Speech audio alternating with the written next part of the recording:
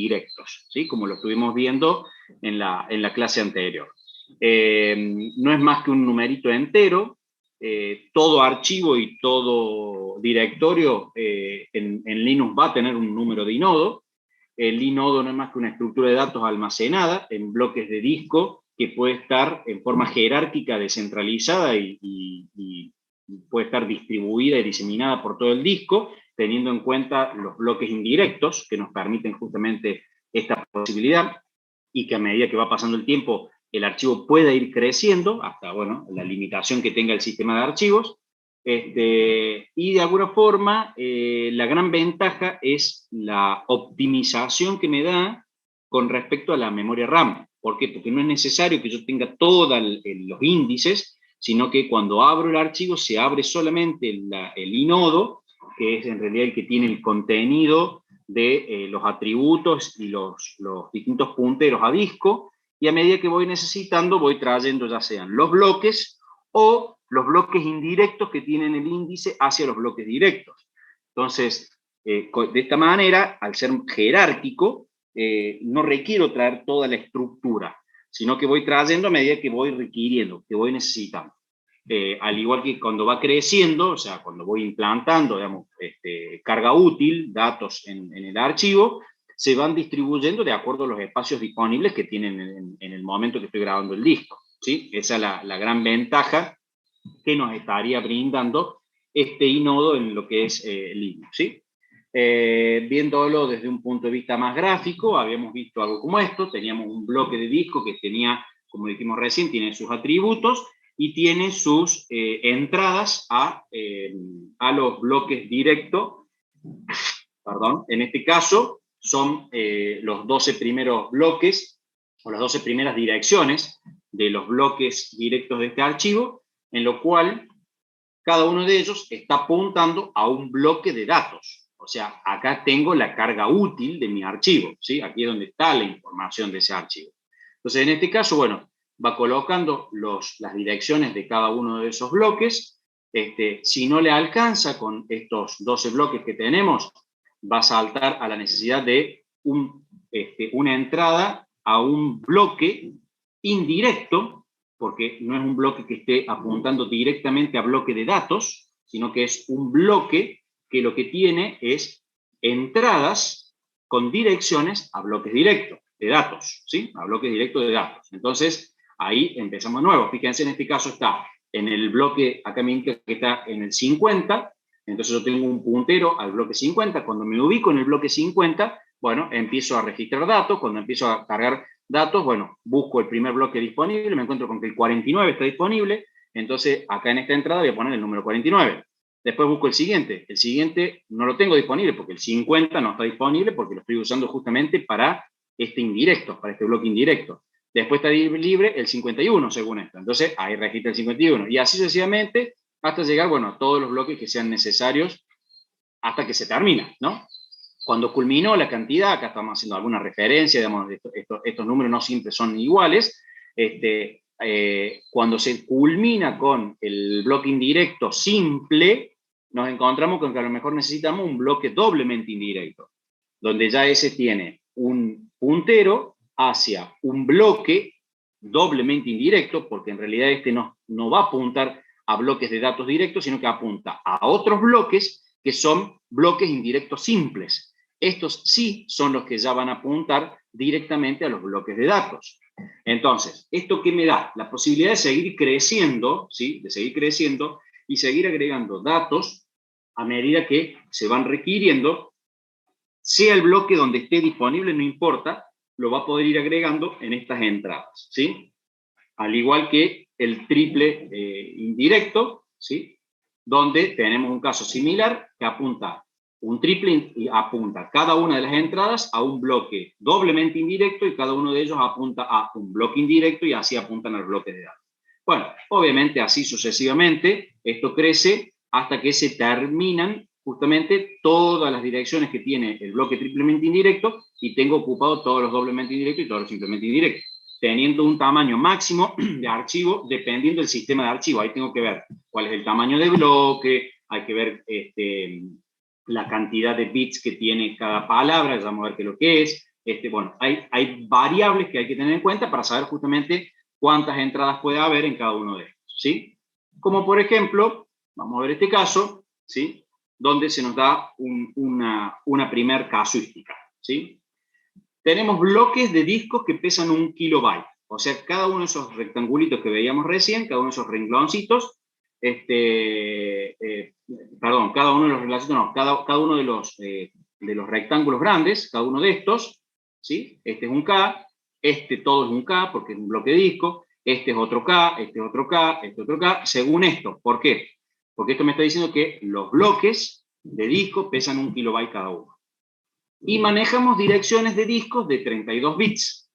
O sea, la dirección de disco es, por ejemplo, este número 11 es una dirección de disco, este número 250 es una dirección de disco, porque me está diciendo que apunta al número 250, que apunta al número 601. Entonces, cada uno de estos es un número. Cada uno de esos números está representado por 32 bits. Por 32 bits, según esto, ¿sí? Por 32 bits. Ahora, ¿qué podemos deducir de esto? Un bloque pesa 1 kilobyte. Y sabemos que por las unidades de almacenamiento, 1 kilobyte, ¿a qué es igual? A 1024 bytes. Por lo tanto, ya sabemos cuánto es el peso de un bloque. 1 kilobyte igual a 1024 bytes. Una dirección de 32 bits, al ser de 32 bits, si yo la separo en octetos, ¿por qué la separo en octetos? Porque cada 8 bits yo tengo un byte. Entonces, si tengo 32 bits, voy a tener en almacenamiento, significarían 4 bytes. ¿Quedan claras estas unidades de medida? Por la duda, porque estoy desempolvando por ahí conocimiento de que hayan visto cálculo en arquitectura, de no haber visto esto, ¿no? O tal vez algo en algoritmo y estructura de datos, también en cuanto a unidades de almacenamiento. ¿Sí? Puedo repetir. Yo tengo bloques de disco que pesan 1 kilobyte. ¿Está bien? Cada bloque de disco. Si te pongo en este ejemplo, dijimos que este es un bloque de disco. Este bloque de disco puede tener tanta información hasta 1024 bytes. Más de eso no puede tener. Este bloque, ¿sí? A su vez, tiene punteros que apuntan a un bloque, ¿sí? A este. Este bloque, ¿de cuánto es? También es de 1024 bytes, o sea, es de un K. Este es de un K, este es de un K, este es de un K, este también es de un K. Cada uno de ellos es un bloque y pesan un K. Bien, ahora, este número es un número que indica la dirección del bloque donde está el primer bloque de datos de tu archivo. Ese número, aquí, en el bloque este de 1024 bytes, pesa 4 bytes. O sea, este número ocupa 4 bytes dentro de su bloque. Este siguiente número, que es el 12, también pesa 4 bytes, porque son 32 bits. Dijimos que necesitamos 32 bits para cada dirección. Independiente que al número 11 lo podés representar con 3 o 4 bits, ¿sí? Acá estamos hablando que por cada dirección necesitas 32 bits. Entonces, vas a usar 32 bits acá, 32 bits acá. Para no usar bits, porque estamos comparando bytes, lo llevamos a unidad de medida de bytes. 32 bits son igual a 4 bytes. ¿Eso queda claro? ¿Que 32 bits es igual a 4 bytes? A ver, sí, perfecto. Entonces, pesa 4 bytes. Dijimos que un bloque pesa 1 kilobyte. Y 1 kilobyte es igual a 1024 bytes. Por lo tanto, esa entrada que está ahí pesa 4 bytes. De los 1024 te quedan 1020. Ahora, este número 12 pesa 4 bytes. De los 1020, ahora te quedan 1016. ¿Sí? Y así vas restando por cada dato que vas registrando acá. Y en esto pasa exactamente lo mismo. ¿Sí? A ver ahí si aclaré un poco más, Facundo. Contame. Sí, perfecto. Bueno, entonces, viéndolo desde este punto de gráfico, yo tengo algo así. ¿Sí? Vamos a sacar el número ese. Ahora lo vamos a dejar. 4 bytes, ¿sí? Cada una de estas entradas pesa 4 bytes. Entonces, si este es un bloque de disco, y este bloque de disco lo voy a ir anotando como porque por ahí puede ser más útil, que yo lo vaya anotando. Si yo tengo que 1 kilobyte es igual a 1024 bytes, tengo deshabilitado el bloque, tengo bloqueado los números, ahí está. 1024 bytes, ¿está? Así, si yo tengo que 1 kilobyte es igual a 1024 bytes, y yo sé que cada dirección que yo agregue en un bloque apuntando justamente a otro bloque de datos es igual a 4 bytes, ¿sí? Eso es lo que yo sé en este momento, esa es la información que tengo. Entonces, ¿qué sucede? ¿Cuántas direcciones de disco entran en un bloque que pesa un K o que pesa 1024 bytes? ¿Cuántas direcciones entran? 256. ¿Por qué entran 256? Muy bien, perfecto, Ariel. 1024 dividido 4, ¿sí? Tengo 1024 bytes, pero cada dirección pesa 4 bytes. ¿Cuántas direcciones entran? 1024 dividido 4. Son 256 direcciones de disco. O sea que entran 256 direcciones de disco bajo este esquema. Un esquema donde tengo un kilobyte de disco, un kilobyte, perdón, de bloque, y tengo 32 bits de direcciones de disco. ¿Estamos de acuerdo con eso? ¿Alguna duda en esto? ¿Acá? Bien, bueno. Entiendo que el silencio puede significar que no. Seguimos entonces. Seguimos con un siguiente ejemplo para afianzar un poquito más, ¿sí? Vamos al siguiente. Tenemos ese caso. Si tenemos bloques de disco de 2 kilobytes ahora, ¿está bien? Ya no son de 1 kilobyte, ya no son de 1024, son de 2 kilobytes. Y manejamos direcciones de disco también de 32 bits. Un bloque es igual a 2048 bytes, porque ahora el tamaño es el doble, el más grande, ¿sí? Es mucho más grandote. Y la dirección de 32 bits son estos 4 bytes que podemos hacer. Mi pregunta es, ¿cuántas direcciones de disco puedo tener en un bloque de 2 kilobytes? Y ya contesto la pregunta, Facundo. 512. Muy bien, así es. Son 512 direcciones, ¿sí? Entonces, esto, ¿qué nos va a dar como conclusión? A ver, pregunta. ¿Qué quiere decir que un sistema operativo sea de 32 bits? Esto, que tiene la capacidad de direccionar hasta 32 bits. O sea, lo máximo que puede direccionar es 2 a la 32, ¿sí? Eso es lo que significa que sea de 32 bits. Por eso, uno de los grandes problemas o bueno, tuve el caso, que no sé si era de este otro curso, un estudiante que había, tiene un sistema operativo de Windows 7 de 32 bits, y ustedes en el práctico están instalando en la máquina virtual del Ubuntu de 64, han estado bajando. ¿Qué pasa? Obviamente que ahí el sistema de la máquina virtual, cuando quiere levantar, da un error en el kernel, puede ser un kernel panic o bueno, algún otro tipo de error de kernel. ¿Por qué? Porque no tiene la capacidad de procesar 64 bits, porque ustedes tienen un sistema real de 32 bits y están instalando un sistema que quiere 64 bits manejarse. Entonces no hay compatibilidad en eso. Sí puede ser a la inversa. Yo puedo llegar a tener procesadores de 64 bits, que tengan una gran capacidad, pero si el sistema operativo de 32 bits va a andar. Pero ¿qué pasa? No estoy optimizando el uso de mi procesador, que tiene la posibilidad de que en vez de leer de a 4 bytes, podría leer el doble, ¿sí? Porque tengo 64 bits lo que puedo leer en vez de 32, ¿sí?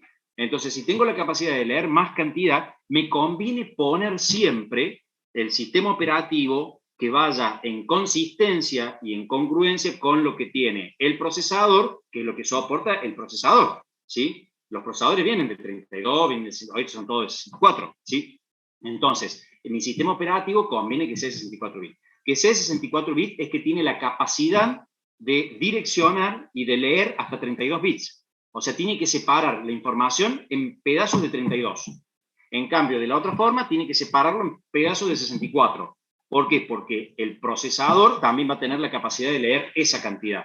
Si vos tenés un sistema operativo que va a dividir en 32 y tenés un procesador de 64, y no estás aprovechando el procesador, porque va a leer de a 32, porque el sistema operativo solamente puede mandar de a 32 bits. ¿Más o menos se entendió? Estoy haciendo algo muy burdo, porque está más asociado a la arquitectura, lo que estás para ahí planteando ahí, ¿no?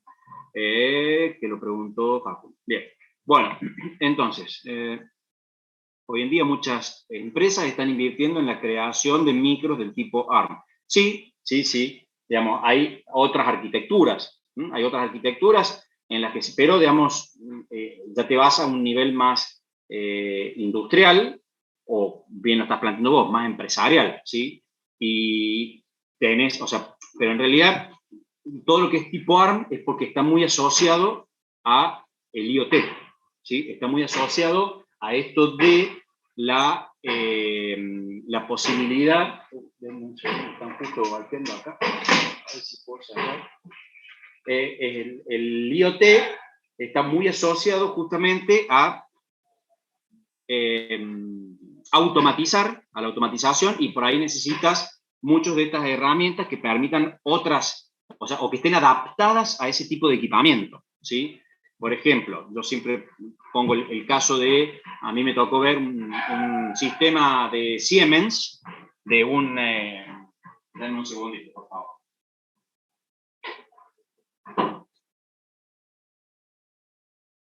Son los bemoles de trabajar en una casa. Siempre aparece el ruido del perro o alguien que está golpeando afuera. Sí, disculpen por ese ruido.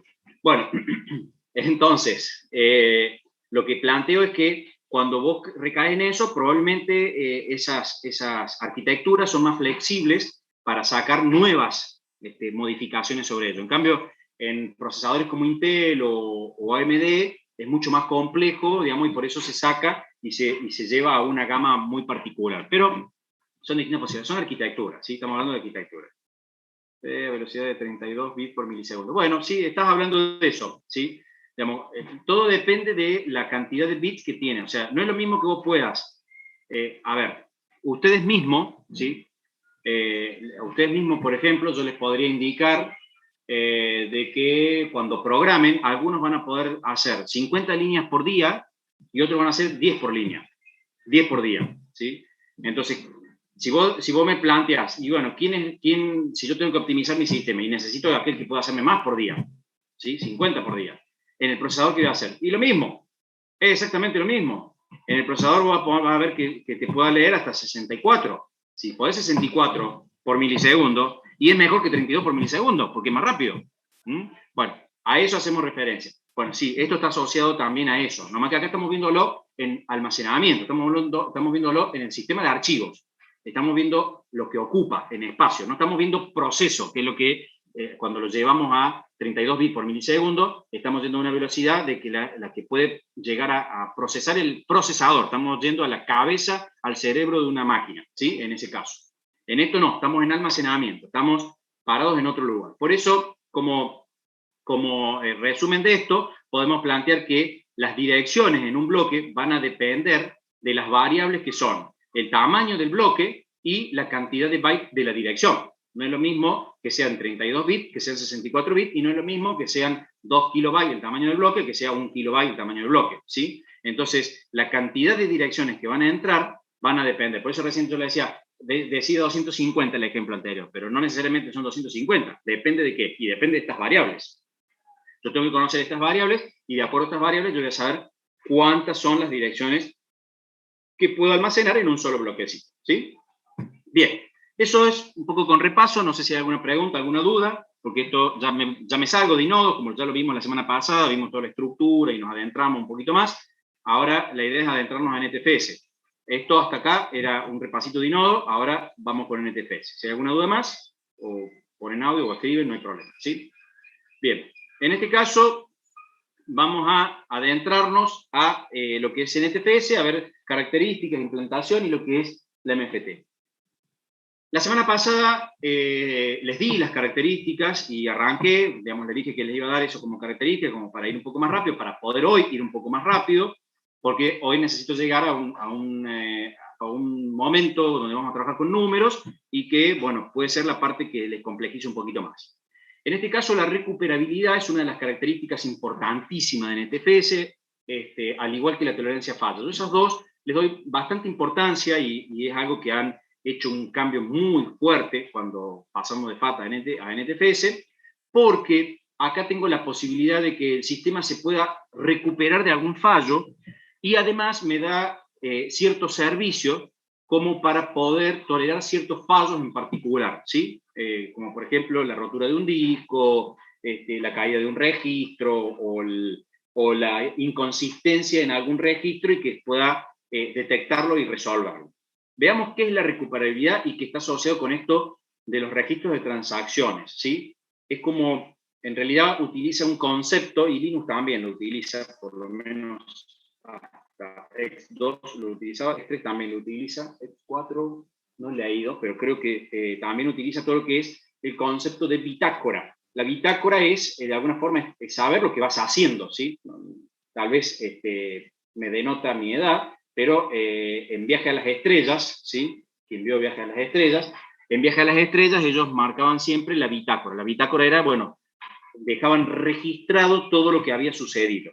Bueno, acá lo que se hace es, cada vez que se va a hacer una transacción o algo en particular, transacción es una lectura, escritura, modificación, borrado, ¿sí? Una secuencia de esas acciones, ¿sí?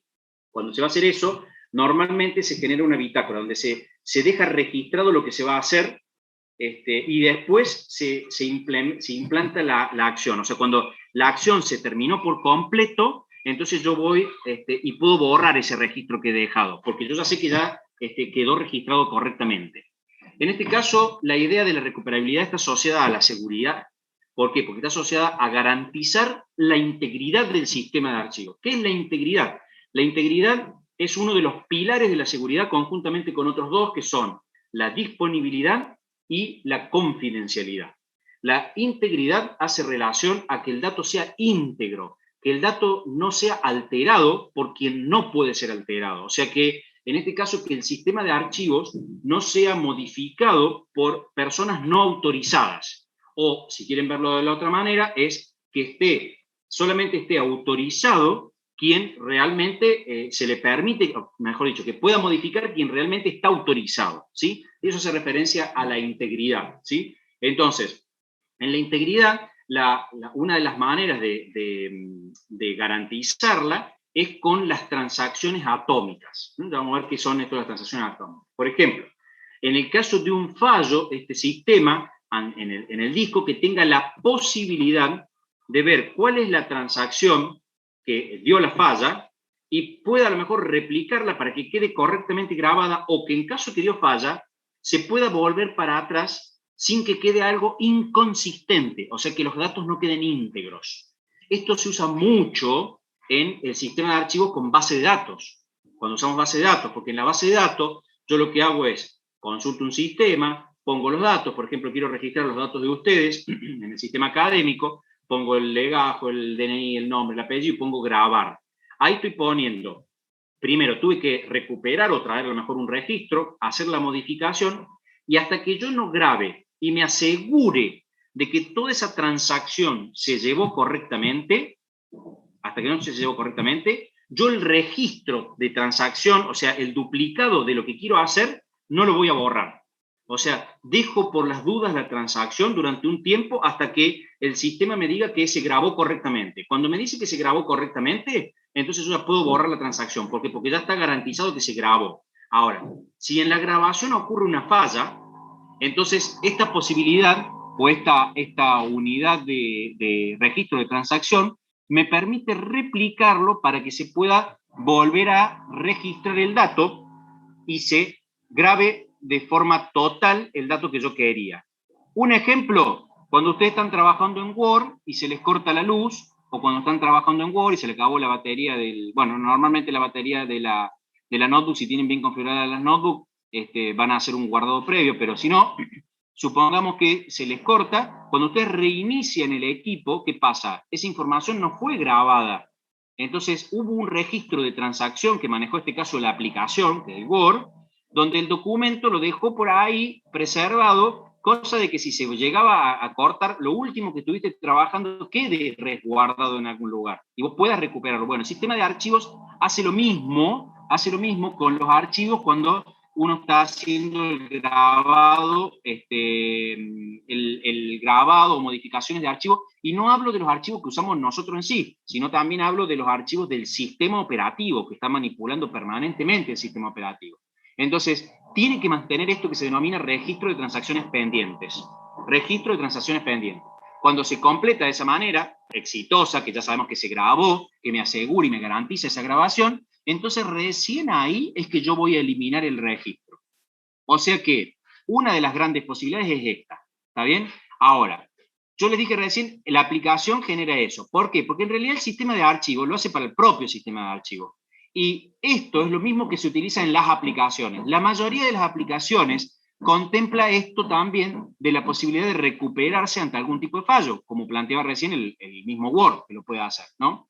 Entonces, solo se utiliza, en este caso, para la actualización de los metadatos. Los metadatos que tienen actualización de los directorios, que significa que las entradas, por ejemplo, de los archivos que tengo, la actualización de las cuotas de disco, los espacios libres de bloques que tengo de disco, bueno, todo eso está en los metadatos que graba el sistema de archivos. ¿Qué significa la transacción atómica? Que se tienen que dar esas 3 o 4 operaciones, y hasta que no se den las 3 o 4 operaciones y se culminen las 4 correctamente, yo no doy por válida la transacción. Entonces, ahí lo que estás planteando es una transacción, por ejemplo, atómica, es leo, modifico y grabo. Entonces se tienen que producir las 3. Cuando las 3 terminen y las 3 digan correctas, recién ahí yo considero que la transacción es correcta. La transacción atómica significa que no es una sola, sino que son las 3 juntas, ¿sí? Las 3 se tienen que dar y tienen que culminar correctamente. Eso es una transacción atómica, ¿sí? O sea, es como marcar, leo, modifico y grabo, ¿sí? Y listo, y ahí termina la transacción. Bueno, en lo que es base de datos, esto es muy común. Y esto, quieras o no, es como una pequeña base de datos, porque esto está registrando ciertos datos o cierta información, o como acá le llama, metadatos, que es todo el índice de lo que tiene el disco.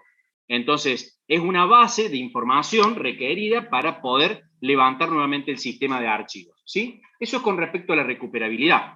Pero también está asociado, y está asociada la recuperabilidad a la tolerancia a fallos, porque la tolerancia a fallos tiene que permitirme esto de que pueda fallar el sistema en algún momento, pero que la cosa siga funcionando. O sea, el sistema tiene que seguir andando.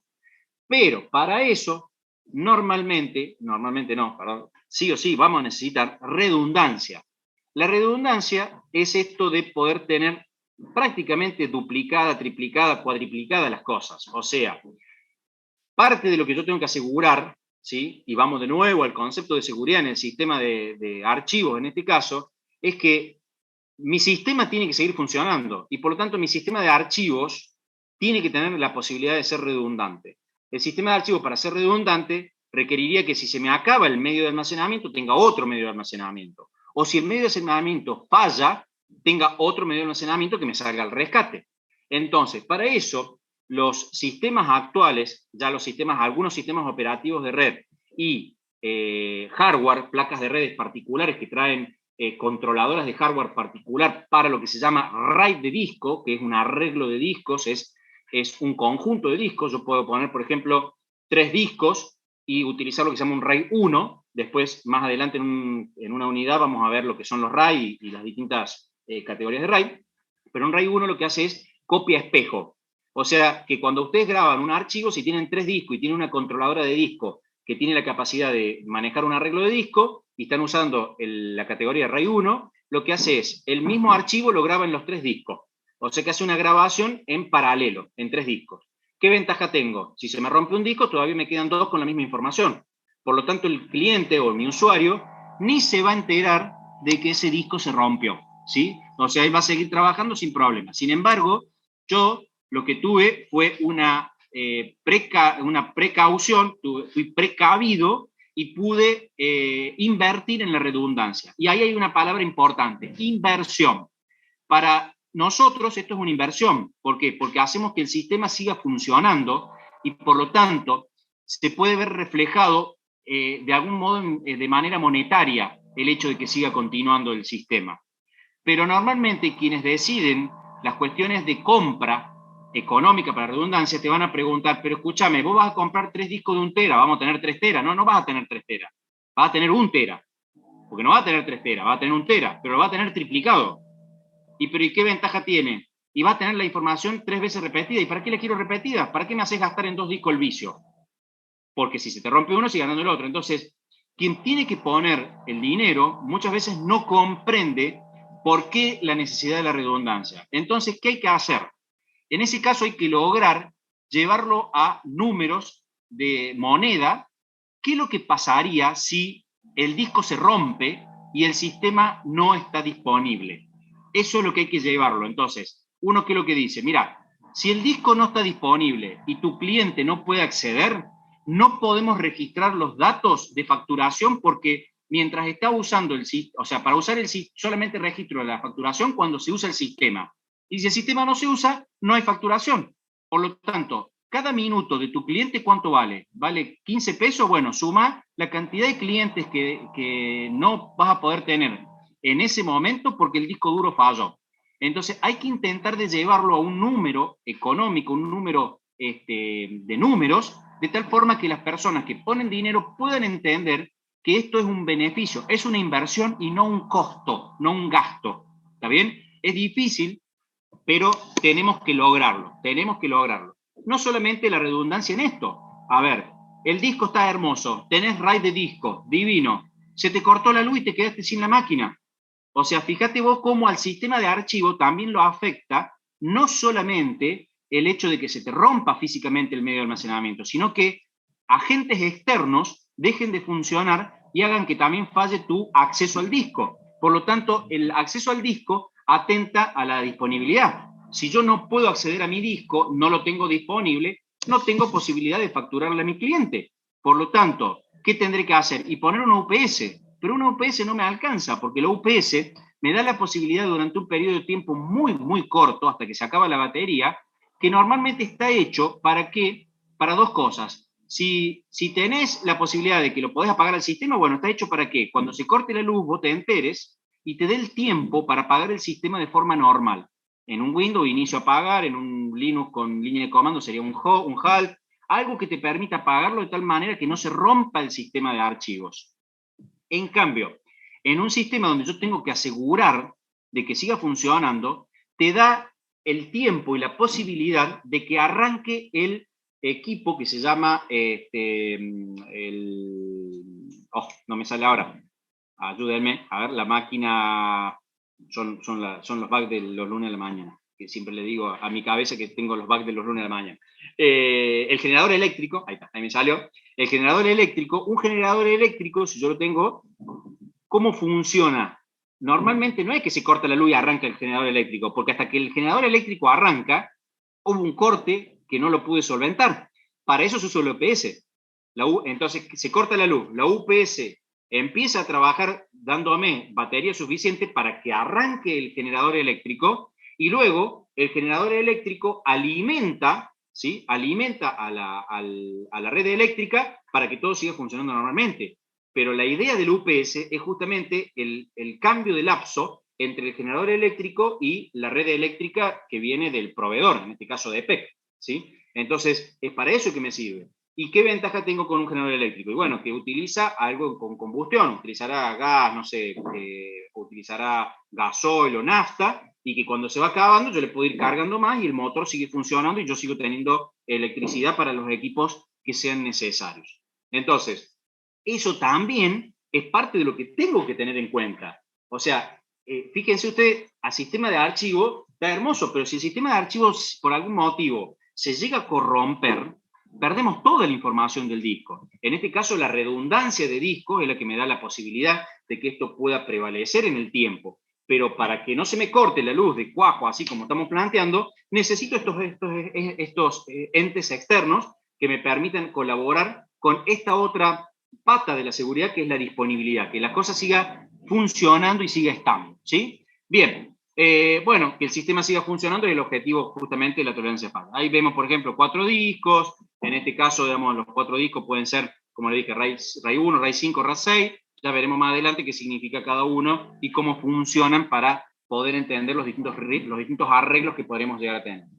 La compresión de los archivos estaba asociada, ¿se acuerdan?, a las unidades de almacenamiento, o sea, cuánto menos puedo llegar a guardar yo un archivo para que no ocupe todo el espacio desplegado en forma descompactada. Entonces, lo que se hace es, se agarra el archivo, en este caso Windows lo que hace, NTFS, lo que hace es agarra de a 16 bloques y ve si puede compactarlo. Si puede compactarlo, así sea que puede compactar un solo bloque, ya estoy liberando un bloque que no va a usar este archivo. Entonces, solamente estaríamos guardando los 15 bloques necesarios y un bloque estaría quedando libre para cualquier otro archivo o para este mismo. Si no puedo compactar ninguno, o sea, me siguen quedando los 16 bloques, entonces dejo los 16 bloques grabados. Esto es un conjunto, ¿sí? Justamente de bloques que vamos a intentar de ir compactando. Eso es lo que intentamos hacer acá, ¿sí? Se toman siempre los de a 16 bloques para ir compactando, ¿sí? Viéndolo, bueno, obviamente esto, ahí el último punto, esto trae una cuestión que es la lentitud, porque para yo poder acceder a los datos, necesito descompactarlo al archivo, ¿sí? Necesito poder descompactarlo y poder tener los 16 bloques de cada uno de esas cosas. Todos los 16 bloques, ¿sí? Toda la unión de esos 16 bloques, y recién ahí yo voy a poder leer el archivo. Entonces, eso lleva a una lentitud. ¿Por qué? Porque previo a eso requiere un proceso que está asociado a la descompactación en este caso. ¿Qué es lo que tiene esto de interesante y lo que hay que tener en cuenta? Lo que hay que tener en cuenta es que hay que poner en la balanza la necesidad. Si la necesidad es ahorro de almacenamiento, porque no tengo suficiente medios de almacenamiento o no tengo suficiente espacio para la registración de todos los datos que necesito, entonces voy a tener que recaer en la compresión. Pero ahí entra la balanza. Si yo necesito más velocidad, obviamente la compresión no va con la velocidad de acceso a los archivos. Entonces, ahí entra un juego de balance. En este momento, en esta época en la que estamos viviendo, o sea, digamos, donde el almacenamiento es económico, prácticamente nadie utiliza la compactación para esto. La compactación se utiliza, supongamos, no como almacenamiento, sino se utiliza para la comunicación. Para enviar información sí lo compacto. ¿Por qué? Y porque los anchos de banda son pequeños, pero los almacenamientos son grandes. Todos tenemos discos muy grandes. Entonces podemos grabarlo sin necesidad de estarlo comprimiendo al archivo, y de esa manera es más rápido el acceso si podríamos tener ocupado menos espacio.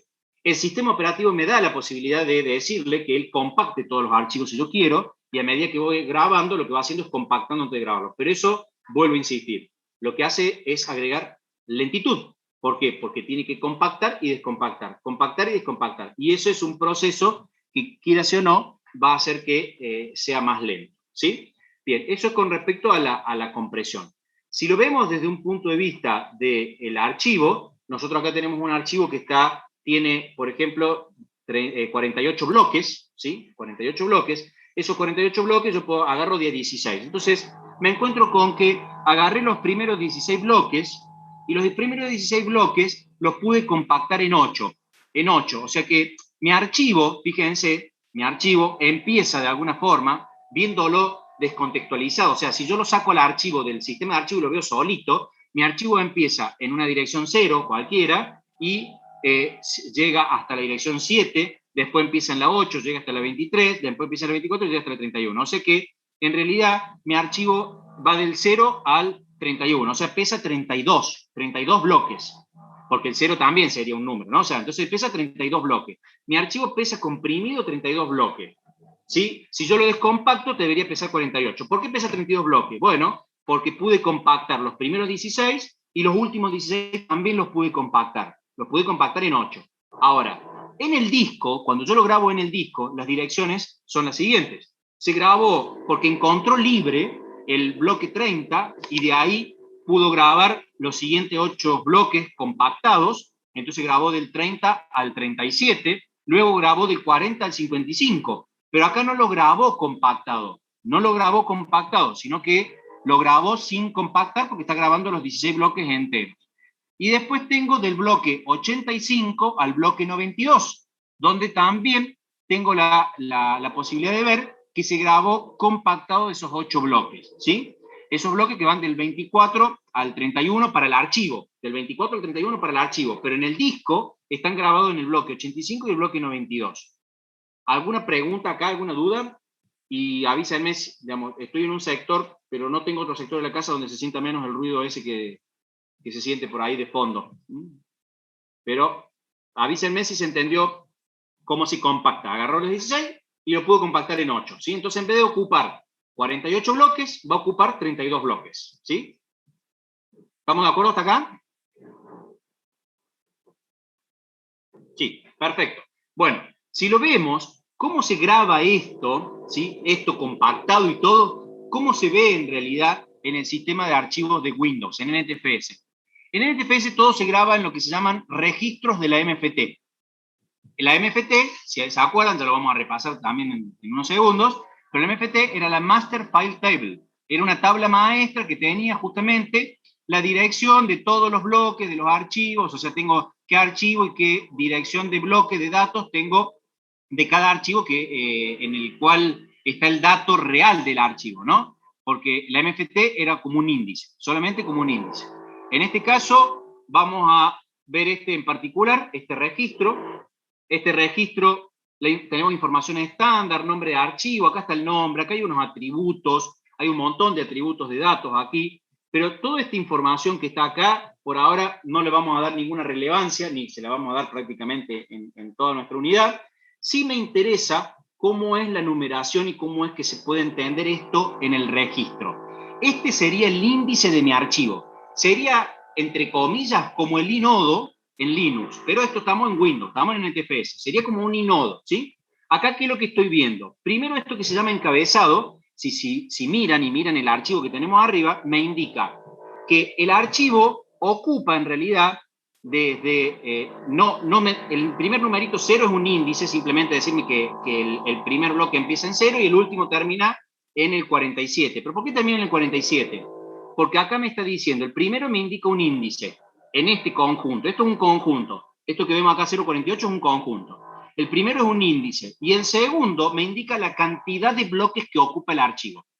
Entonces, ¿qué me está diciendo? Que indica que empieza, que tiene 47 bloques, perdón, 48 bloques, ¿sí? De 0 a 48 sería si yo lo tengo en todo en forma contigua. Pero recuerden que cuando uno lo grabe en el disco, no voy a tener tanta suerte de grabarlo en forma contigua. Entonces, 0,48 es el índice donde empieza en 0, ¿sí? Este archivo empieza en 0 y ocupa 48 bloques. O sea que serían 48 bloques en total.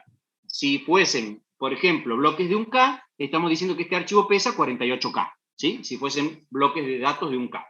Bien, ¿qué es lo que sigue después? Viene el primer conjunto. El primer conjunto me dice que el primer bloque, o los primeros 16 bloques, ¿sí? Están del número de dirección de bloque, este es otro conjunto, el número de bloque donde comienza, que es el 30, esta es una dirección, 30, es la dirección donde comienza el primer bloque, y me dice que la información está en los 8 bloques siguientes. O sea, ¿qué me está diciendo acá? Que tiene 8 bloques, ¿sí? Ocupando toda la información compactada, ¿sí? Empieza en el 30 y ocupa 8, o sea que va del 30 al 37.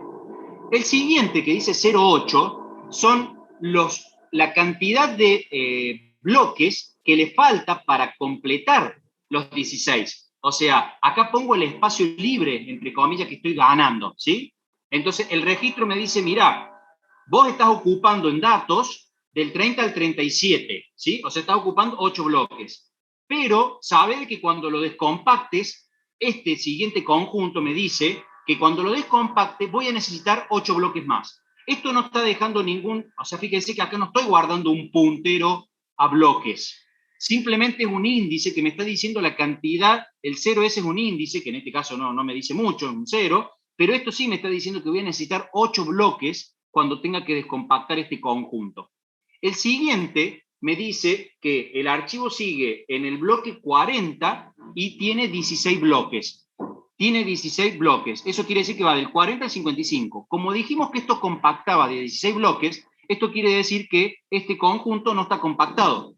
Por lo tanto, fíjense que después de esto no viene ningún conjunto con espacios libres. El siguiente conjunto me dice que el archivo continúa en el bloque 85 y ocupa 8 bloques más, o sea que va del 85 al 92. Y que para poder completar los 16 bloques le van a hacer falta 8 bloques más cuando lo tenga que descompactar. Uy, perdón, lo pasé sin querer.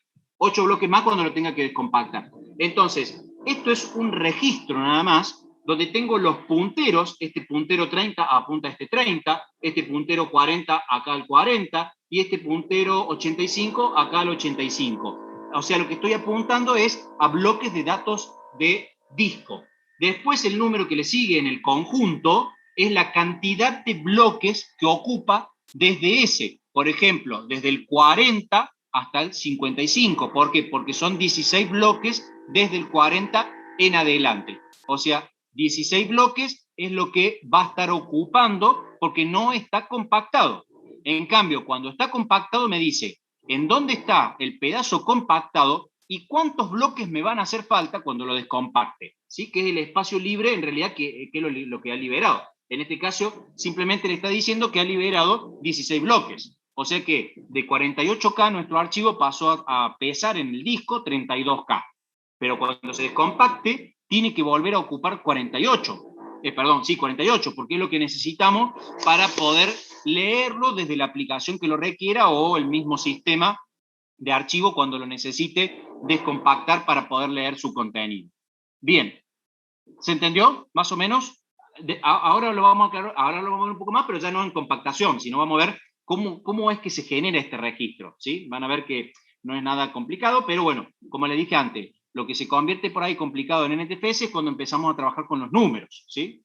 Bien, el cifrado de archivo, que ya lo habíamos estado viendo también en clase anterior, está asociado justamente a que el sistema de archivos, él mismo pueda proteger los archivos que son del usuario y que son generados también por el propio sistema de archivos, y que de alguna forma esto también entra en juego en la balanza, al igual que la compresión. Cuanto más cifro yo, ¿sí? Cuanto más complejo es el cifrado, más tiempo tarda en procesar eso, ya sea para cifrarlo o descifrarlo. Entonces, esto está asociado a la seguridad y obviamente que esto puede contrarrestar con la velocidad del procesamiento, con la comodidad y otros aspectos de características que el usuario puede tomarlo como experiencia de usuario, ¿no? Entonces, por ahí puede ser algo que sea contraproducente de ese lado. El tema es la balanza. Vamos de nuevo, ¿no? Por ejemplo, a ver, ¿cuántos de ustedes tienen en sus máquinas, vieron que en la BIOS de las placas madres podemos habilitar ponerle una clave para acceder al sistema de arranque? O sea, uno puede poner una clave y no puedes arrancar el sistema operativo hasta que no pones esa clave. ¿Cuántos de ustedes, a ver, tienen habilitada esa opción?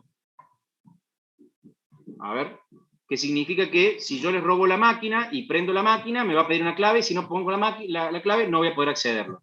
Y que a su vez, normalmente, estos también cifran el disco. A ver, nadie está poniendo, así que calculo que nadie lo tiene. Bueno, ahí Alejandro me pone que no lo tiene, ¿sí? Bueno, la mayoría no lo tiene habilitado esto, ¿sí?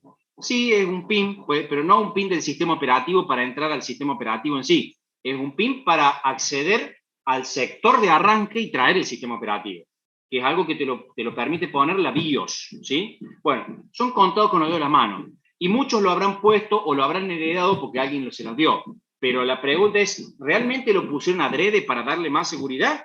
Porque si lo pusieron adrede para darle más seguridad, pusieron un nivel de seguridad más, en el cual la ventaja de haber puesto un nivel de seguridad más ahí es que si a ustedes le roban el equipo, ¿sí? y el disco, no le va a quedar otra al delincuente que formatear el disco, porque no va a poder acceder a la información. ¿Esto quién lo hace? Y por ejemplo, los científicos, por ejemplo, si están creando un prototipo de un vehículo para que la competencia no te lo saque, entonces si alguien se robara el disco, que no suceda eso, ¿sí? Bien, y el sistema de archivos que estamos viendo acá, el cifrado que está hablando acá, está más asociado, por ejemplo, a un ciberdelincuente, alguien que quiere acceder a su equipo y quiere acceder a los archivos. Entonces, si yo los tengo cifrados cuando no los estoy usando, porque cuando lo estoy usando está descifrado el archivo, pero mientras no lo estoy usando, entonces el delincuente, el ciberdelincuente, no va a poder acceder a ese archivo porque ese archivo está cifrado, ¿sí? Él debería conocer las llaves o debería tener las llaves necesarias para poder descifrarlo, ¿sí? Bueno, a eso hacemos referencia con el sistema de archivo, y lo otro era para poder acceder al sistema de archivo. Lo que la BIOS me da justamente es ese acceso a ese sistema de archivo, que está más asociado a, por ejemplo, un robo más bien específico del hardware, ¿sí? Que es muy común hoy que se roben las notebooks y demás por los costos que tienen, ¿sí? Bueno, eso es lo que busca el cifrado de archivos, ¿sí? NTFS tiene esa característica en particular. Bueno, como les digo, estas características nosotros ya las hemos estado viendo, pero ahora sí nos vamos a adentrar un poquito más a características de lo que es la implantación. En el NTFS el sistema de archivo es complejo y es más sofisticado, a tal punto que, digamos, tampoco hubo demasiados tiempos, ¿sí? Hubo demasiados tiempos para poder involucrarse mucho en los kernels de Linux, del Windows, porque Windows recién libera un primer sistema operativo y ahí también libera el sistema el kernel y el sistema de archivos de NTFS, como fue el Windows 2000. En Windows 2000 ya hay un libro dando vuelta, que no recuerdo bien el nombre, es NTFS o Windows Internal, no me acuerdo cuánto es el nombre del documento, que es un libro en realidad, donde muestra todo el bajo nivel del sistema operativo. Y uno ahí podría entender mucho más cómo es el funcionamiento. Pero es bastante complejo y bastante sofisticado en su forma de funcionar. NTFS es lo que se utiliza ya en todas las versiones actuales, a pesar de que es compatible con FAT, y uno podría todavía instalar algún otro sistema operativo con FAT, pero no es recomendable en absoluto, ¿sí? Es totalmente desaconsejable por una cuestión meramente de seguridad y porque las 4 características que vimos recién son de NTFS, no de FAT, ¿sí? La utilización de las direcciones que utiliza NTFS son de direcciones de discos de 64 bits, lo cual permite direccionar hasta 2 a la 64 bits, y ahí pueden sacar la cuenta de cuánto es la cantidad de direcciones que podemos tener. Después habría que ver, como dijimos antes, el tamaño de los bloques, para saber cuántos megas o teras o petabyte o lo que sea, unidad de medida, puede llegar a direccionar.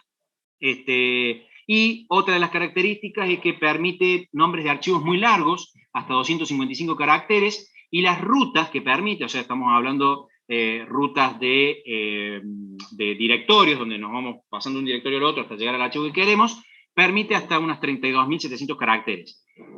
Obviamente que si paso de un sistema operativo NTFS a otro sistema operativo que no soporte los 32.000 caracteres, les va a pasar muchas veces cuando copian de un archivo que tienen en el disco duro de su máquina y lo quieren pasar a un pendrive que está formateado con FAT, no con NTFS normalmente, cuando lo quieran pasar, bueno, no tiene FAT la capacidad de 32.000 caracteres, por lo tanto les va a decir que ese archivo no lo puede leer porque no encuentra la ruta, entonces no se lo va a poder copiar, ¿sí? Esto es muy normal cuando empezamos a abusar de ese valor, porque empezamos a poner carpeta dentro de carpeta, dentro de carpeta, dentro de carpeta, dentro de carpeta, y se nos convierte en algo larguísimo y que después no es soportable por todos los sistemas, ¿sí? Bueno, esas son justamente algunas de las características, digamos, a tener en cuenta en esto, ¿no? Es un sistema jerárquico que se puede diferenciar, y ya lo hemos visto en algún momento en la línea de comando, con la barra de división, a diferencia de Linux, que utiliza la barra invertida para separar justamente los distintos directorios, ¿sí? Y la partición de la NTFS, que también hemos estado charlando ya de esto, teníamos todo un área donde estaba la carga útil, teníamos archivos que son propios del sistema, como, por ejemplo, archivos que pueden ser como los directorios, algunos mapas de bits, donde el mapa de bits, vamos a ver en la próxima clase, está asociada a los espacios libres, ¿sí? A saber justamente qué bloques son los que tenemos disponibles para que un archivo pueda crecer, y algunas otras estructuras de datos necesarias. La MFT es la que tiene los nombres de los archivos, ¿sí? Y que tiene justamente algunos bloques a él, ¿sí? Al bloque, ¿cómo se llama? Direcciones, perdón, a bloques de datos directos, y en el archivo del sistema son archivos específicos que va a usar el sistema y que requiere el sistema, directorios propios del sistema, ¿no? El registro de arranque de la partición, donde yo voy a saber justamente desde dónde tengo que comenzar a leer y dónde comienza esa partición, donde el volumen de esa partición está dada por una secuencia de muchos bytes, uno al lado del otro, donde yo puedo saber dónde comienza una partición y dónde termina esa partición. Y el tamaño del bloque es variable, ¿sí? Depende del sistema operativo que estemos instalando, va de los 512 bytes a los 64 bytes. Obviamente que van siempre en potencias de 2, ¿no? O sea, 512, 1024, 2K, 4K, 8K y así sucesivamente, ¿no? Es el tamaño que puede llegar a tener. La Master File Table, que es la principal estructura de datos que nos interesa en la NTFS, es la que tiene toda la información de esa partición, es como el índice de ese volumen, el índice de ese libro, y la MFT es un archivo que tiene la capacidad, normalmente está ubicado al principio, pero podría estar ubicado en cualquier parte del disco, y el MFT es un archivo que tiene pesa unos 2 a la 48 registros como máximo, es la cantidad de registros que puede llegar a tener. O sea, es la cantidad de archivos que podría llegar a direccionar también. La tabla está formada por una secuencia lineal de registros que tienen un tamaño particular, que es 1 kilobyte. Recuerden que 1 kilobyte es igual a 1024 bytes. ¿Sí? 1 kilobyte es igual a 1024 bytes. O sea, cada archivo en la MFT está representada por uno o más registros, ya vamos a ver por qué pueden ser más registros, por uno o más registros de 1K cada registro. Recién, vuelvo para atrás, esto que vemos acá, esto es un registro. Es un registro de este archivo, ¿sí? De este archivo compactado. Entonces, este registro pesa 1K. Esto que están viendo acá, que dice información estándar, nombre de archivo más, todo esto pesa 1K, ¿sí? Eso es lo que me está especificando, en este caso, cuando estamos hablando acá de que el tamaño es de 1K. Y es una secuencia lineal de estos registros, ¿sí? Es un registro al lado del otro. Cada registro del MFT representa un archivo directorio. Cuidado, cada registro, pero puede ser que un archivo necesite ser representado por más de un registro. Eso sí nos puede llegar a pasar, ¿sí? Cada registro que contiene atributos, que era esa parte que les decía de la información estándar y demás, y la lista de direcciones de bloques. Nosotros vamos a hacer mucho hincapié en esa lista de direcciones de discos de los bloques, ¿sí? Si el archivo es muy grande, podemos llegar a requerir más de un registro. Cuidado, y acá voy a aclarar algo. Cuando hablo de muy grande, no nos referimos a tamaño de almacenamiento. No necesariamente por tamaño de almacenamiento yo voy a necesitar muchos registros, sino porque el archivo está muy diseminado, porque el archivo tiene, por ejemplo, muchos pedazos, ¿sí?, grabados por muchos lados del disco. Cuando lo tengamos tan seccionado, que obviamente se suele seccionar tanto a causa de tener un disco muy fragmentado, ¿sí? O sea, está muy disperso. Exactamente, cuando está muy disperso, porque está muy fragmentado. Entonces, cuando tengo una situación como esa, hay altas probabilidades de que ese registro que tiene los punteros a ese archivo requiera más de un registro en la MFT y no uno solo, ¿sí? Los primeros 16 registros, o sea, de todos los registros que va a tener la MFT, los primeros 16 están reservados para los metadatos, ¿sí? Es para información del índice que apunta a los metadatos, ¿sí? Que están estipulados para qué sirve cada uno de esos registros, ¿sí? Por ejemplo, el número 6 es el que guarda el bitmap, es el que guarda el mapa de los bloques que están disponibles. O sea, ese registro en la MFT es la que me indica qué bloques están disponibles, ¿sí? Yo puedo saber ahí qué bloques están disponibles, ¿sí? Como un ejemplo de uno, ¿no? Tampoco hay una necesidad de conocer todos esos registros, simplemente es saber que los primeros 16 están dados para los metadatos. Bien, ¿qué es un archivo en una NTFS? Vamos a empezar a meternos. No es más que un archivo que tiene un conjunto de atributos. Recuerden que si uno se pone a ver, puedo volver a la filmina de MFT, ¿sí? Puedo volver a ver. ¿Esta será? O no sé cuál, esta. Pero, Alejandro, ¿tenés disponible el...? Me vuelvo atrás, no hay problema. Me vuelvo atrás a ver cuál será. ¿Esa o la anterior? Ah, la anterior es esta. Esta. Bien, bueno, ahí está. A ver, para que no me tengan que hacer volver en esto, ya las tienen disponibles la filmina en la V. Bájenlas de la V y van a poder verlo de ahí, ¿sí? Así no tienen que andar capturando de acá. Ya las tienen a todas estas filminas disponibles, ¿sí? Bien, cada atributo, en este caso un archivo, es un conjunto de atributos. Como les dije antes, esto es muy similar a un inodo. Un inodo, recuerden que tenía atributos y también tenía punteros a los bloques de datos. Bueno, en esto es lo mismo. Lo que pasa es que acá no tenemos una estructura jerárquica como la que tiene el inodo, ¿sí? Entonces, acá tenemos cada atributo que se representa como un flujo de bytes, ¿sí? Eso es un atributo. Yo puedo tener flujos cortos o flujos largos, que en realidad puedo tener. ¿Qué es lo que quiere decir esto? Puedo tener un registro y escuchen esto porque es interesante, un registro donde tengo los atributos normalmente están pesando 24K, pero olvídense de ese número, porque en realidad esto puede ser variable, ¿sí? Donde ese flujo de byte tiene, por ejemplo, el nombre, ID de objeto de 64 bits, y bueno, puede tener alguna otra cosa más, pero es un flujo corto. Y el flujo largo es porque en un mismo registro tengo la capacidad de registrar y guardar directamente el archivo. ¿Qué quiere decir esto? Si el archivo que yo quiero grabar pesa menos de 1K y entra en el registro del MFT, lo voy a guardar en el registro del MFT. Entonces, la ventaja que tengo es que es mucho más rápido, porque está en la tabla maestra, ¿sí? Y no estoy direccionando bloques, porque en realidad me alcanzó en la MFT para poder registrarlo, ¿sí? Entonces, por ahí me puedo encontrar con estas situaciones, ¿no? Con flujos cortos y flujos largos, donde tengo un archivo que pueda estar grabado. Acá viene asociado a esto, a los tipos de archivos. Por ejemplo, uno de flujo largo podría ser un archivo inmediato, donde el contenido se almacena en el propio registro del MFT, porque tengo la posibilidad justamente de grabar todo ahí. En cambio, si no, es uno de flujo corto. ¿Por qué? Porque solamente tengo el nombre y los ID necesarios para saber justamente las direcciones de donde están los bloques, ¿sí? Ese sería el flujo corto, porque tengo las direcciones, sería como un índice. En el otro caso tengo el archivo propio, ¿no? Tengo el archivo grabado en la MFT.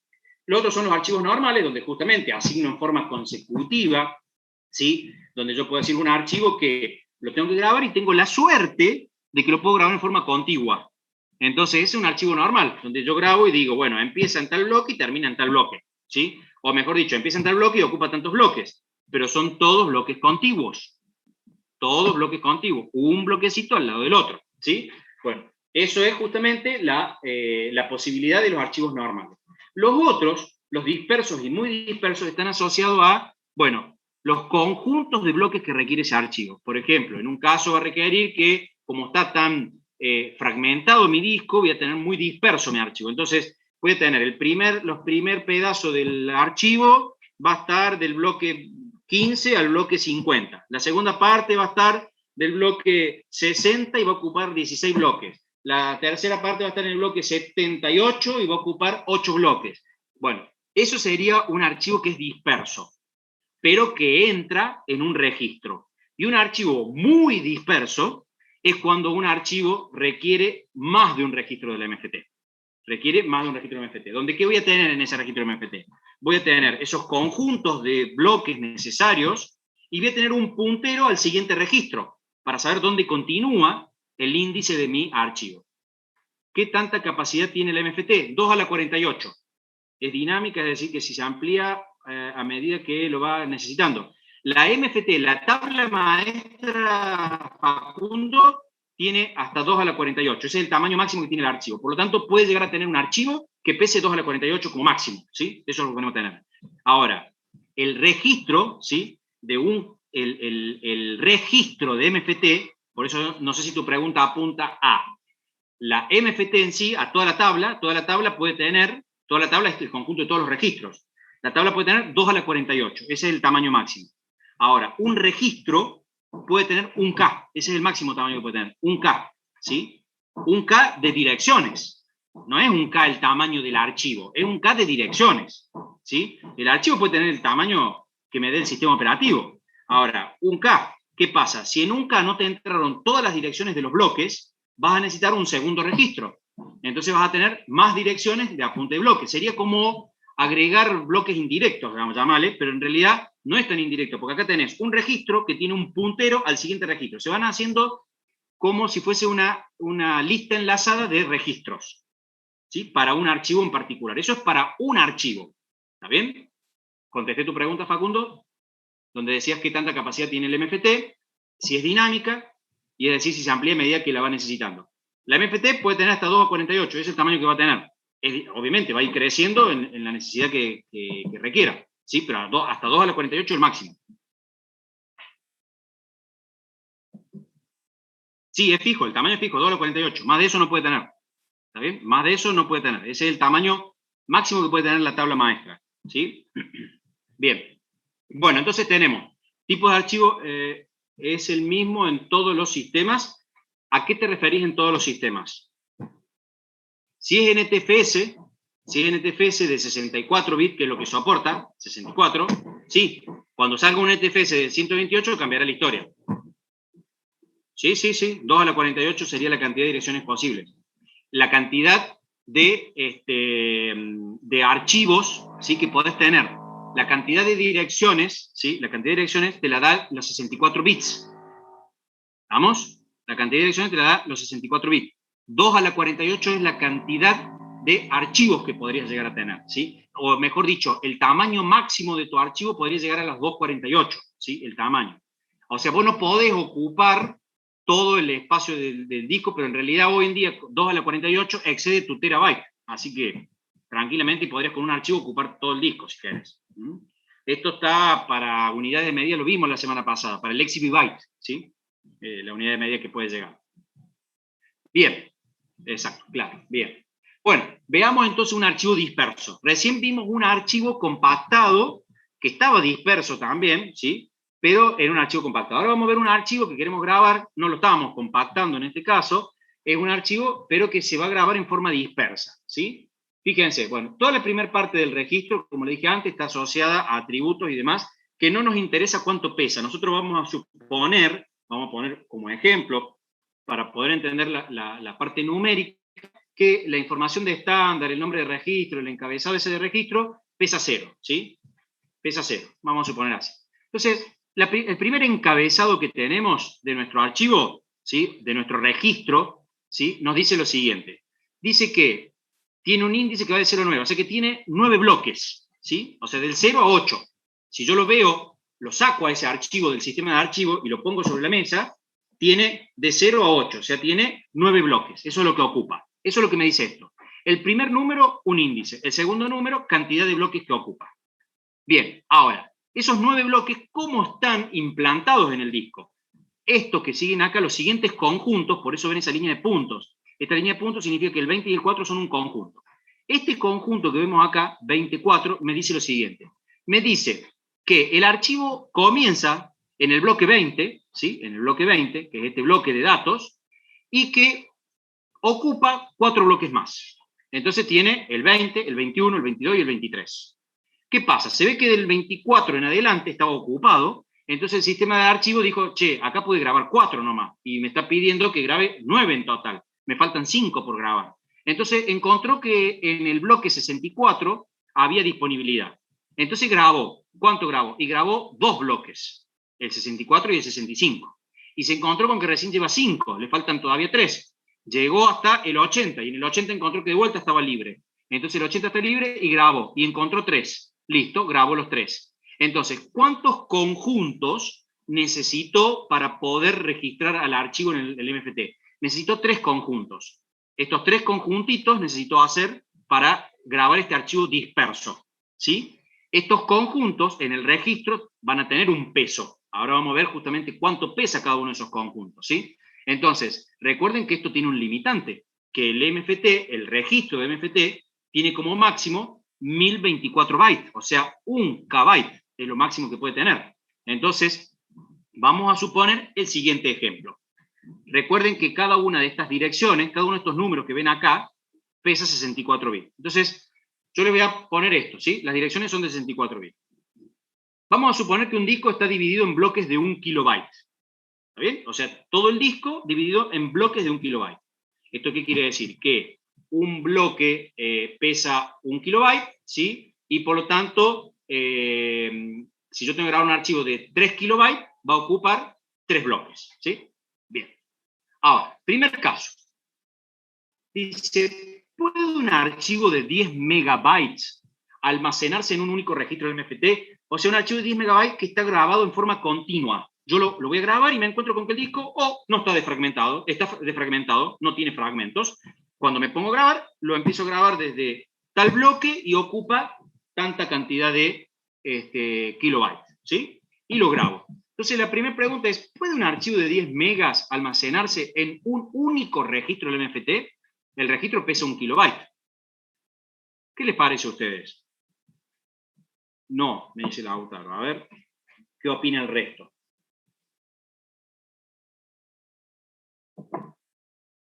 Pero anímense, en un único bloque al menos no, me dice la otra. Vamos a ver qué significa. ¿Alguno que diga sí o que diga no? ¿Alguien más? Juéguense, vamos, una lotería esto, por ahora, hasta que les, por lo menos hasta que les caiga la ficha. Bueno, veo que el único que se animó acá es bien, ahí está, vamos, ahí está. No. Bueno, la respuesta es sí, sí se puede, ¿sí? La respuesta es sí, sí se puede, ¿sí? Necesitas un solo registro para poder registrar, digamos, en este caso, el de 10 megas. Ahora vamos a ver cómo, ¿sí? La siguiente pregunta me dice, fíjense, ¿puede un archivo, muy bueno, un solo registro, luego los conjuntos? Exactamente, necesito un solo, para esto de acá arriba necesito solamente un conjunto. Después dice, ¿puede un archivo que pesa 100 kilobytes, que está disperso en el disco, ya no está grabado en forma contigua como tuvimos la suerte de los 10 megas anteriores, sino que los 100 kilobytes está grabado disperso en 100 bloques físicos separados, almacenarse en un solo registro del MFT? Bueno, vamos a ver que la respuesta a ese es un no. La respuesta a ese va a ser un no. Bien, veamos el por qué. ¿Puede un archivo de 10 megas almacenarse en un único registro del MFT? Primero que tenemos que hacer es llevar a una misma unidad de medida. Llevemos los megas a kilobyte. Dígame, 10 megabytes, ¿a cuánto es igual? ¿A cuántos kilobytes es igual? A ver. Bien. Es igual a 10.000, muy bien, 240 kilobytes. Pero también dijimos que un bloque es igual a 1 kilobyte. Entonces, ¿qué podemos decir? Que este archivo grabado pesa 10.240 bloques. ¿Estamos de acuerdo? ¿Qué pesa eso? Pesa 10.240 bloques. Por reglas de 3 simple podemos sacar eso. Si decimos que 10 megas son 10.240 kilobytes y que 1 kilobyte es igual a un bloque, entonces necesito 10.240 bloques para grabar mi archivo. ¿Está bien? Eso es lo que necesito. Entonces, hasta ahí estamos, ¿no? ¿Estamos de acuerdo con eso? Y estamos de acuerdo también, voy a poner por acá, que 1 kilobyte es igual a 1024 bytes, ¿sí? Esa es otra unidad de medida que también nos puede hacer. Bien, entonces, si yo tengo esto, vamos a ver lo siguiente. Fíjense, esta es la primera parte, con los atributos, la información de cabecera y demás, que dijimos que por ahora no le damos importancia, y acá llegamos. Empieza en el índice 0 y pesa 10.240, ¿estamos de acuerdo? ¿Sí? Mi archivo pesa 10.240 bloques. Según esto, pesa 10.240 bloques. Entonces, del índice 0 al 10.240. O sea, si yo lo saco a eso, ¿sí? Yo veo 10.240 bloques uno al ladito del otro. Sería así. Bien, eso es el encabezado del archivo que me indica justamente que ese es el peso total del archivo. Ahora vienen los conjuntos, que es donde está grabado. Vamos a suponer que recorrió el disco y encontró que el primer bloque libre era el 20. O, suerte la nuestra, que de ahí en adelante el disco está todo vacío. Entonces, ¿qué es lo que hace? Grabó desde el bloque 20 hasta dónde va a grabar. ¿Cuál es el número que se sigue en este conjunto? Dijimos que el primero indicaba el bloque en el que arrancaba y el segundo indicaba la cantidad de bloques que íbamos a grabar. ¿Qué número iría ahora entonces? 10.240, 10.220, 10.260. Tenemos 3 opciones. 10.259 me dice Alejandro. Eso es porque debe haber leído mi archivo y mi archivo está puesto a propósito como algo que no iría. 10.259. No, ¿por qué no 10.259? Porque uno acá que dice, pesa 10.240, 20 más 10.240 es 10.260, pero en realidad el 20 también es 1, o sea, lo tengo que contabilizar como un bloque y por lo tanto llegaría al 10.259. Bueno, este es el error que no hay que cometer, por eso lo pongo a propósito acá. Esto no hay que cometer, esto no está en el... No está tachado, porque como esto es dinámica, la PPT, no está tachado, así que ustedes después dejen esa aclaración en la PPT, porque si no, no van a saber que el 10.259 está mal, ¿sí? Es incorrecto. ¿Por qué el 10.259 es incorrecto? Porque ¿qué les dije yo? Que cada conjunto que tiene, lo primero que indica es dónde comienza y después dice la cantidad de bloques que ocupa. Entonces, ¿qué número debería ir acá? ¿Qué número debería ir acá? Exactamente, debería ir 10.240, porque dijimos que con este conjunto solo, porque como están en forma contigua, ¿sí? Yo estoy marcando que empieza en el 20 y ocupa 10.240 bloques. Si yo a esto lo llevo al disco duro, sí es cierto que va a comenzar en el bloque 20 y va a terminar en el 10.259. O sea, es así como va a estar ocupado en forma secuencial. ¿Está bien? Pero acá lo que lleva la MFT en el registro no es el último bloque en disco, sino es la cantidad de bloques que ocupa. El primero es en dónde arranca y después es la cantidad que ocupa. ¿Quedó claro eso? Creo que sí.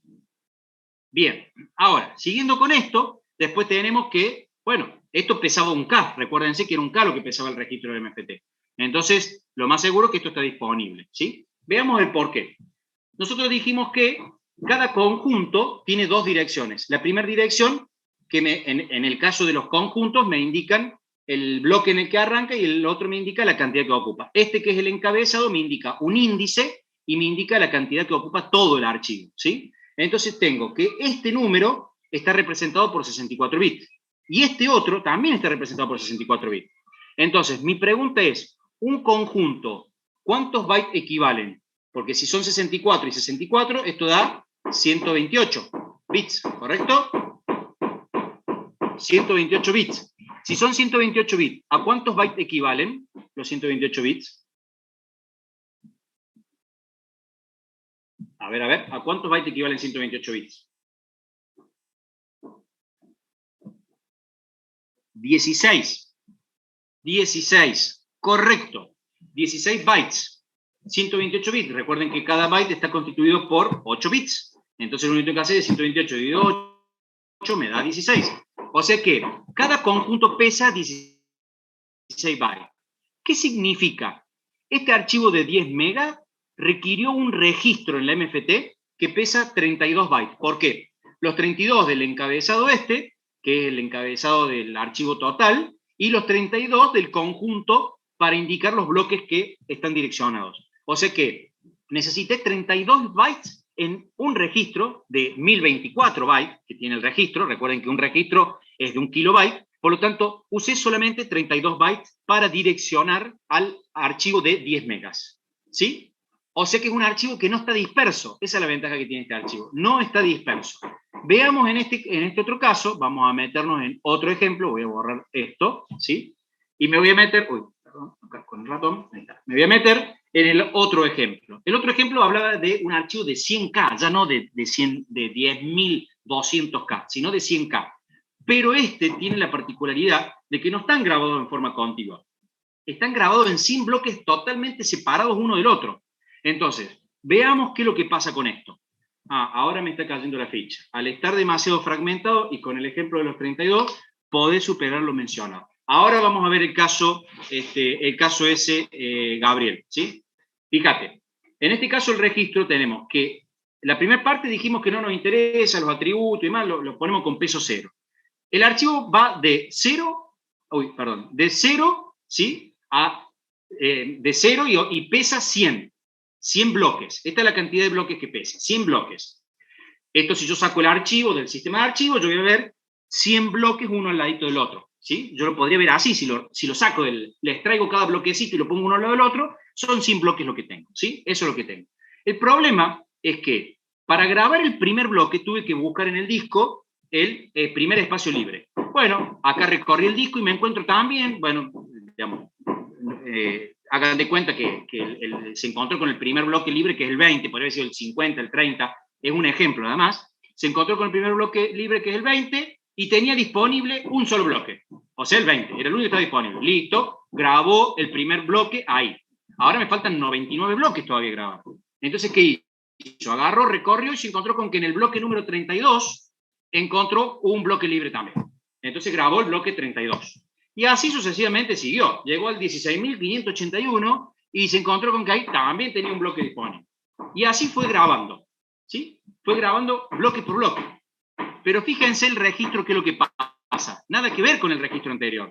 Dijimos que En cada conjunto, el primer valor son 64 bits, que es el índice en el encabezado y el número de bloque donde comienza ese conjunto, el número de bloque donde comienza ese conjunto, también pesa 64 bits ahí. Y el siguiente, que es la cantidad de bloques, ¿sí? 64 bits también. Entonces, en este caso tenemos que un conjunto pesa 128 bits. Pero ¿qué pasa? ¿Cuántos conjuntos voy a tener acá? ¿Cuántos conjuntos va a requerir este registro? O requiere este archivo del 100K que está diseminado en 100 bloques separados todos. ¿Cuántos conjuntos necesita? 100 conjuntos. Muy bien, Facundo. Necesita 100 conjuntos, porque son 100 bloques, ¿sí? Y dijimos que cada bloque, en este caso, los grabó en forma separada, ¿sí? Entonces, si necesita 100 bloques y decimos que cada conjunto pesa 16 bytes, entonces yo tengo que 100 conjuntos de 128 bits cada uno de los conjuntos. Lo que es lo mismo decir 16 bytes de cada uno, sería 100 conjuntos por 16 bytes, requiero 1600 bytes. 1600 bytes. Si lo llevo acá, es mayor a un K. Entonces, mi pregunta es, dijimos que un registro MFT pesa un K. ¿Me entra este registro o las direcciones de este archivo en un solo registro? No, necesita otro registro. Muy bien, Gabriel. Entonces, no me alcanzo con un registro. Y fíjense que el tamaño, el peso del archivo es más chico que el del anterior. El anterior eran 10 megas y este era de 100K. Pero la diferencia, ¿dónde está? En la dispersión. Por eso que la dispersión no es muy buena, ¿sí? No es buena, porque también hace que yo pueda tener menos cantidad, a lo mejor, en cuanto a la cantidad de archivos registrados, que en realidad excede, ¿no? 2 a la 48 es una barbaridad, ¿sí? Para los tamaños de almacenamientos actuales. Cuando ya se estén quedando cortos y los almacenamientos empiecen a crecer, y va a salir seguramente el sistema de 128 bits, o saldrá, no sé, la cuántica y nos cambiará la vida y tendremos que hacer una cosa totalmente distinta, vamos a tener que reaprender todo, ¿no? Pero en este caso sí, podemos ver cómo un archivo de 100K, pero que está tan diseminado, requirió en la MFT 2 registros. O sea que requirió no solamente un registro, sino que además de ese registro tiene que tener un puntero al siguiente registro para saber dónde continúan los bloques del archivo, ¿sí? Bueno, ¿se entendió? ¿Preguntas? Consultas, si quieren pueden poner presente y los que hayan entendido y quieren retirarse quedan liberados. Los quienes tengan dudas, yo me quedo acá unos minutos para las dudas que tengan.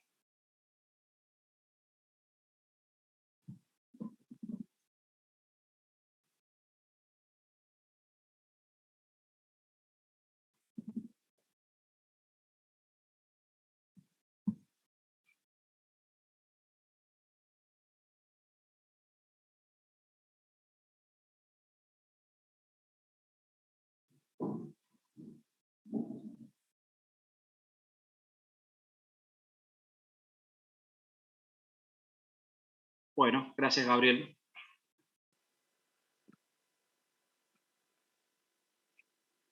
¿Profe? Sí, Noelia, decime. Sí, disculpe, le quería hacer una pregunta. Yo no pude asistir a más o menos 3 clases desde que empezó la cursada.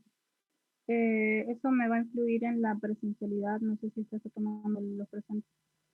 Mándame un mail aclarándome el por qué. Necesito saber de alguna forma el por qué no estuviste en esas 3 clases para, bueno, ver de si es justificable y ahí no habría ningún problema. Bueno, vale, muchas gracias. No, por favor.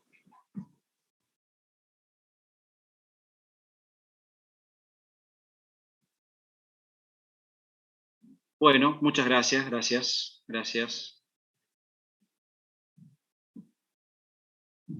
Sí, Leonardo.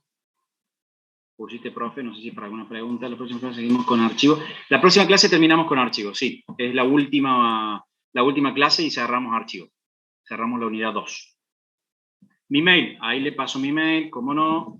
Señorita, mi mail lo tiene siempre en las presentaciones que yo tengo publicadas, sino también por autogestión me lo puede enviar y me llega a este mismo mail. Así que, como usted lo quiera hacer, ¿sí? Ahí le mando el mail. El primer parcial calculo que vamos a estar llegando, Leonardo, a la mitad de la unidad 3. Creería que vamos a estar por ahí. Si tengo suerte y vemos todo, perfecto, pero no sé si llegamos ahí. No me acuerdo la fecha, no la tengo ahora en la cabeza, pero creo que se las dejé, no me acuerdo si la dejé registrada, me parece que la tienen en la agenda de ustedes. Mitad de mayo, eso. Mitad de mayo, sí, por ahí. No, por favor, cualquier pregunta, digamos, con eso no hay problema, me avisa. Bueno, si no hay más dudas, muy buena semana para todos y nos estaremos viendo el lunes que viene.